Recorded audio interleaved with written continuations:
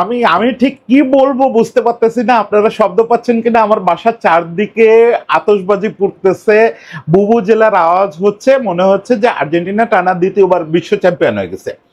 বিশ্ব চ্যাম্পিয়ন হওয়ার পথে আর্জেন্টিনা নিজের যে পরীক্ষা দিছিল বা যেটা প্রমাণ করছিল নিজের, সম্ভবত সত্যি সত্যি আজকে মিশরের বিপক্ষে তার চেয়ে বেশি কিছু প্রমাণ করে ফেলছে।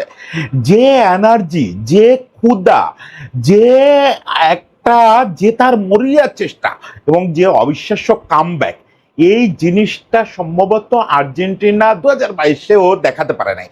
হ্যাঁ, আর্জেন্টিনার খেলা নিয়ে হাজারটা সমালোচনা করা চলে, এই ম্যাচ নিশ্চয়ই টেকনিক্যালি বিশ্লেষকরা চিরে ফুড়ে ফেলবেন, কিন্তু আমাদের কাছে, আমরা যারা সাধারণ দর্শক, আমাদের কাছে, যাদের কাছে এই ফুটবল খেলাটা একটা গোলের খেলা, শুধু ভালোবাসার খেলা, শুধু পাওয়ার খেলা, তাদের কাছে এরকম স্বর্গীয় ম্যাচ, এরকম একটা অবিশ্বাস্য ম্যাচ আর আসতে পারে না।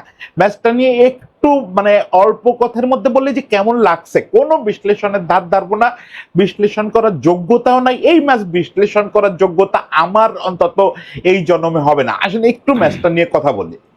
দেখেন, শুরু থেকে যদি দেখেন আপনি ধারাবাহিকভাবে, তাহলে একটা পর্যায় পর্যন্ত, যতক্ষণ না পর্যন্ত আর্জেন্টিনা একটা গোল পরিশোধ করছে, আপনার মনে হবে যে আর্জেন্টিনা ভালো ফুটবল খেলে নাই। হ্যাঁ, লিওনেল মেসি নিষ্প্রভ ছিল, লিওনেল মেসি নিষ্প্রভ ছিল, এ কথা বললেও মানে মনে হচ্ছে যে পাপ হয়ে যাবে। যে একটা সময় পর্যন্ত ভাবছি যে আজকে মেসির অফ ডে, সেই মেসি কি একটা দিন কাটালো। অথচ এই ম্যাচটা শুরু হলো একটা জিনিস শুরু থেকে, আজকে একবারে ফ্রম ফার্স্ট মিনিট আর্জেন্টিনা ভয়াবহ এনার্জি শো করছে, ভয়াবহ এনার্জি শো করছে। এই মিশর যে ফুটবলটা খেলছে, এইটা মানে আমরা বলতেছিলাম যে আফ্রিকান কান্ট্রি টেকনিকে অনেক উন্নত হচ্ছে, কিন্তু এত অবিশ্বাস্য কাউন্টার অ্যাটাক এবং ডিফেন্সে এত শক্তিশালী, আর ওদের গোলকিপারটা, ওরে বাবা রে বাবা, কি গোলকিপার! এটার বিপক্ষে আসলে যে কোনো একটা সুপ্রিম দলের পক্ষে এই মিশরের বিপক্ষে জয় পাওয়াটা খুব কঠিন ব্যাপার, খুব কঠিন ব্যাপার। আমি বলে দিতে পারি আজকে আর্জেন্টিনা যে জায়গা থেকে মিশরে এই ফর্মে এই খেলাটা দিলে, আর্জেন্টিনা যেভাবে বেরোয় আসছে, এই জায়গা থেকে পৃথিবীর খুব কম দল বেরোয় আসতে পারতো। মিশরের এটা পাওনা জয় ছিল, যেভাবে তারা খেলছে, কি অবিশ্বাস্য কাউন্টার অ্যাটাক, কি অবিশ্বাস্য কাউন্টার অ্যাটাক, এবং আর্জেন্টিনা সমান তালে পাল্লা দিছে। ওই ওপরে জুলিয়ান আলভারেজ থেকে শুরু করে ম্যাক, এনজো, প্রত্যেকে প্রেস করছে। পারেদেস পারেদেস কম প্রেস করছে, মানে মনে হচ্ছে যে প্রেস করে পাগল করে দেবে, কিন্তু কোনো কিছু হচ্ছে না। একটার পরে একটা চান্স নিচ্ছে, যেটুকু চান্স এর উপায় নেই, লো ব্লক করতেছে, একদম পুরো আটকায় রাখছে। যা দু একটা শট হচ্ছে সেটা ভাই ওই অবিশ্বাস্য কিপার আটকায় দিচ্ছে, অবিশ্বাস্য কিপার আটকায় দিচ্ছে। এর মধ্যে দুইটা কাউন্টার অ্যাটাক, অ্যাকচুয়ালি তিনটা কাউন্টার অ্যাটাক, একটা তো বিল্ড আপে ফাউলের জন্য বাতিল হয়ে গেল। আসলে তো মিশর তিনটা কাউন্টার অ্যাটাকে তিনটা গোল করছে, তিনটা সুপ্রিম কাউন্টার অ্যাটাক করছে, তিনটাতেই গোল হয়েছে। যদি বিল্ড আপের ফাউল বাদ দিই, বিল্ড আপের ফাউলটা তো আর আমাদের ব্যাপার না, মানে আমি অত বিবেচনা করি না। যাক, কপাল ভালো যে ওই গোলটা বাতিল হয়েছে, না হলে কি হতো, 3-3 তো করতে পারছি আমরা। কিন্তু শেষ পর্যন্ত একটা সময় তো মনে হচ্ছিল যে 2-0 ব্যবধানে হেরে যাব। এই যে বিশাল চেষ্টা, একটার পরে একটা চেষ্টা, অবিশ্বাস্য সব, জুলিয়ান আলভারেজ থেকে শুরু করে ম্যাকের যে একটা হেড ওই ছেলেটা ঠেকায় দিল, ওই গোলকিপারটা, ওরে বাপ রে বাপ!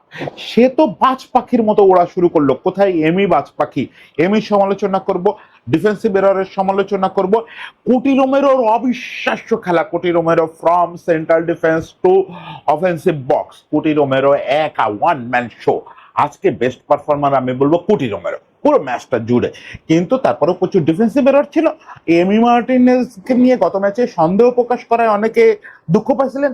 এমি কিন্তু not up to the mark. যাই হোক, এসব সমালোচনা কালকে সারাদিন করা যাবে, সারাদিন নিজেদের লোকদের মন্দ বলার সময় কি কখনো শেষ হয়? কিন্তু যেভাবে কাম ব্যাকটা করলো, আপনি দেখেন কিভাবে কাম ব্যাক করলো। এক তো কোটি রোমেরোর ওই অবিশ্বাস্য হেড, আমি হেডটার চেয়েও বড় বলবো ও যেভাবে অফসাইড ট্র্যাপটা এড়াইছে। আপনি দেখেন ও শরীরটারে মনে হয় ছোট করে ফেলার চেষ্টা করছিল, যে ও বুঝতেছে যে ও সেন্টিমিটারে আটকায় আছে, মিলিমিটারে আটকায় আছে, ও একটু এদিক ওদিক হলেই ভার আটকায় দিবে। ও সেই অবস্থায় লাভ দিছে, লাভ দিয়ে হেড করে গোল করে ফেলছে। কুটি রোমেরো, কুটি রোমেরো ইজ দ্য বেস্ট, কুটি রোমেরো ইজ দ্য বেস্ট। তারপরে তো ম্যাজিশিয়ান আসলো, বললো যে আমার অফডে বলে এই পৃথিবীতে কিছু নাই। আপনি আওয়াজ টের পাচ্ছেন? আমার বাসার আশেপাশে পুরো 2010 সাউথ আফ্রিকার মতো অবস্থা। পুরা ভুবু জেলায় পুরা মনে হচ্ছে মোহাম্মদপুর কাঁপতেছে, আতশবাজি ফাটতেছে। ফাইনাল জিতেও এরকম আনন্দ হয় নাই, এরকম সেলিব্রেশন মোহাম্মদপুরে হয় নাই। মনে হচ্ছে যে আর একটা ট্রফি অলরেডি আর্জেন্টিনা পেয়ে গেছে, আসলে সেরকম একটা ব্যাপার। ওকে, এরপরে এনজো ফার্নান্দেজ এক্সট্রা টাইমে, যোগ করা টাইমে এনজো ফার্নান্দেজ, বলতেছিলাম না যে ওপেন প্লে থেকে আমাদের গোল পাচ্ছে না কেউ। আজকে ম্যাকের গোল পাওয়ার মতো অবস্থা ছিল, ম্যাকের নিশ্চিত গোল হয় নাই, সেভ হয়ে গেছে। ইয়ের জুলিয়ানের নিশ্চিত গোল হয় নাই, মেসির আগে একটা গোল হয় নাই, সেভ হয়ে গেছে।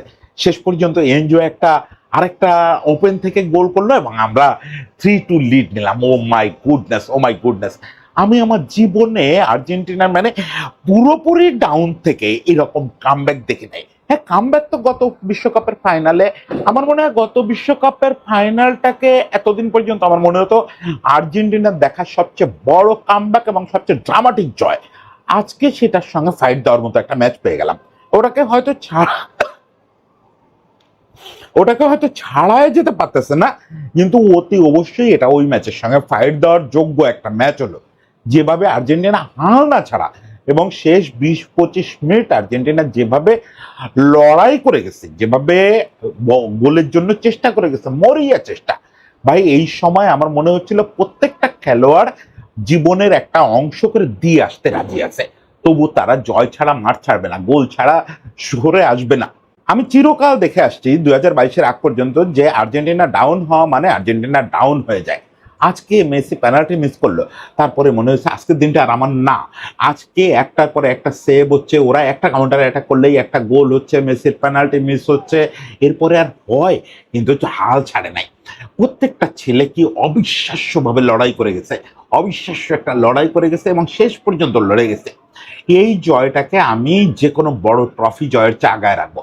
এবং আমি একটা কথা বলি, আমি সাধারণত ভবিষ্যৎবাণী মানে ভবিষ্যৎবাণী জিনিসটাই আমি পছন্দ করি না, কিন্তু আমি আজকে একটা কথা বলতে পারি, এই আর্জেন্টিনাকে ঠেকানো স্পেন ফ্রান্সের মতো দলের জন্য খুব কঠিন হবে, খুব কঠিন হবে, প্রায় অসম্ভব, প্রায় অসম্ভব। আর আজকে মিশর যে খেলাটা খেলছে, আপনাদের মনে হতে পারে বারবার আমি এই কথা কেন বলতেছি, আগের ম্যাচেও বলছি যে কেপ ভার্দে মিশর, এই দুটো চ্যালেঞ্জ যদি আর্জেন্টিনা ঠিক মতো পাশ করতে পারে, তাহলে আর্জেন্টিনাকে বিশ্বকাপ ট্রফি থেকে দূরে রাখা খুব কঠিন হবে। হ্যাঁ, প্রচুর ত্রুটি আছে, আপনারা অ্যানালিস্টদের মুখে শুনবেন, তারা প্রচুর ত্রুটি বের করবে এবং আসলেও প্রচুর ত্রুটি আছে। এসব ত্রুটিতে কিছু যায় আসে না। এই যে এনার্জি, এই যে শেষ বিন্দু পর্যন্ত জয়ের চেষ্টা করা এবং জয়টা বের করে আনতে পারা, এই জিনিসটা কারোর ভেতর নাই।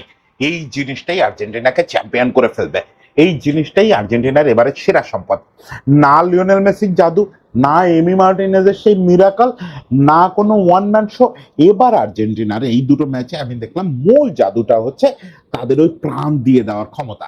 লাস্ট ম্যাচের প্রেস কনফারেন্সে ডিপল একটা কথা বলছে যে আমরা জানি আমাদের প্রতিটা ম্যাচ কষ্ট করে জিততে হবে। এটাই অনেকে বলছে যে এটা ডিয়েগো সিমিওনের কাছ থেকে শিখছে, যে ওই সব ম্যাচ লড়াই করে জিততে হবে। আজকে সিমিওনে যে উল্লাস করে কাঁপতেছে, মানে করতেছিল, সেলিব্রেট করতেছিল, মনে হচ্ছিল যে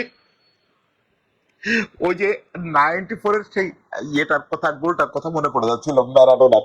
ম্যারাডোনা যখন 94-এ গ্রিসের বিপক্ষে গোল করলেন, সিমিওনে ওই সেলিব্রেশনের মোমেন্টটা সিমিওনে ঠিক পাশে দাঁড়ানো ছিল, ওখানে বসে সিমিওনে ঠিক যে ভঙ্গিতে চিৎকার করতেছিল ম্যারাডোনার জড়ায় ধরে, ঠিক আজকে ওই ভঙ্গিতে আজকে বক্সে বসে ওইভাবে চিৎকার করতেছিল।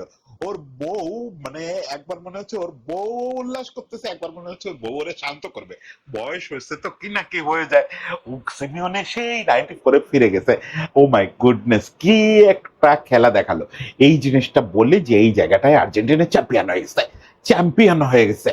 কারণ এই অবিশ্বাস্য কামব্যাক 2-0-তে ডাউন হয়ে যাওয়ার পরে, অ্যাকচুয়ালি 3-0-তে ডাউন হয়ে যাওয়ার পরে সেই ম্যাচ এইভাবে পকেটে পুরে ফেলা, প্রতিপক্ষরে নাই করে দেওয়া, শেষ 20 মিনিট আর্জেন্টিনার যে অবিশ্বাস্য খেলা, এটার কাছে কেউ দাঁড়াতে পারে নাই।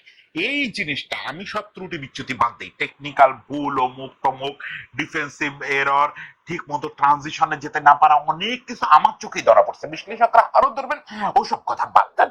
কিন্তু যা খেলছে এইটাই যদি খেলে, আর্জেন্টিনা চ্যাম্পিয়নশিপ কেউ আটকাইতে পারবে না, কেউ আটকাইতে পারবে না। এই আর্জেন্টিনাকে কেউ রুখতে পারবে না, এই জল তরঙ্গ কেউ রুধিতে পারবে না। সবাইকে শুভেচ্ছা, আর্জেন্টিনার জন্য ভালোবাসা, বাকি গল্প কালকে হবে, আজকে শুধু সেলিব্রেশন হোক।